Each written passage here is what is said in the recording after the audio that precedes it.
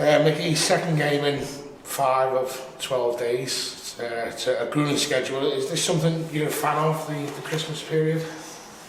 I think it's tradition and everybody is used to it by now.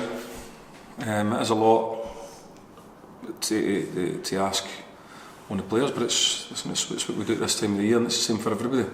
Every club has the same fixture list. You mentioned tradition, but the demands of the modern game in terms of recovery for the body being essential, is this something that could maybe be looked at in the future? It is a lot of games, and what we know scientifically now about what the workload is and the damage that the players inflict on themselves when they play. There's no doubt that it does take its toll on them. So scientifically they know that. But I think it's the holiday period, and financially it's good for the clubs because the attendance is a wee bit higher and things like that. And people are on holiday and they want to see games of football. So you've got to factor all that in as well. So there's a whole load of things involved in it. But if you're asking me to take all that out, is it a good situation for players to play that many games? No, it wouldn't be ideal, no.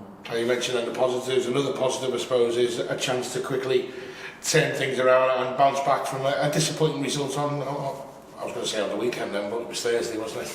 Yeah, disappointing. And I always will say when I'm disappointed, I don't think I'll ever try and be one of the managers that try and deflect away from the fact when I think that when I say we, because I'm part of that, haven't performed the way that I believe that we should have done. We never hit the levels that we have been hitting in previous weeks, and when we don't, and I keep saying we because I say I'm part of that because I know what happens, why everybody's got to take responsibility, absolutely. I'll come out and I'll say that. I've spoke to the players about it now after the game and again today, which I had today because it's the first time that I've seen them since, because they had to get their recovery in. And we've told them that we at Tranmere expect better than that. We expect more in a lot of the areas of the game that are important. So whether that be running or competing or the rest of it, and then the basic defending, and with all the rest of it, we expect more, and we expect more of each other. So no, I was disappointed in us, and we let ourselves down in an awful lot of areas of the game that we've been performing well in recently. So it was, I think it was important that I let people know that that's the way that I felt. As a manager, I always want to try and be honest with everybody, and I never said anything that I haven't said to everybody else. But we will now be looking for a reaction to that. We let a fantastic amount of people down who came to Button, and we'll be looking for a quick bounce back against a strong Blackpool team.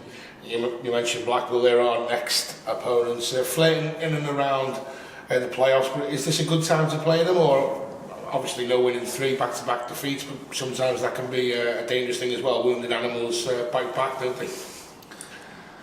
I think it's always a good time for it to play Blackpool because they're always tough opponents and they bring a lot of fans down here. So it'll be good to play against them.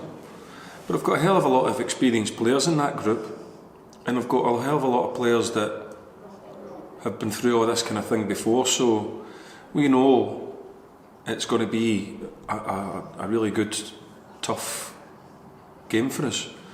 So we know that we've got to go out there and be expected to do a lot better than the things that we didn't do against Button. So we always try and learn from the last game. So we've got to do a hell of a lot of things better.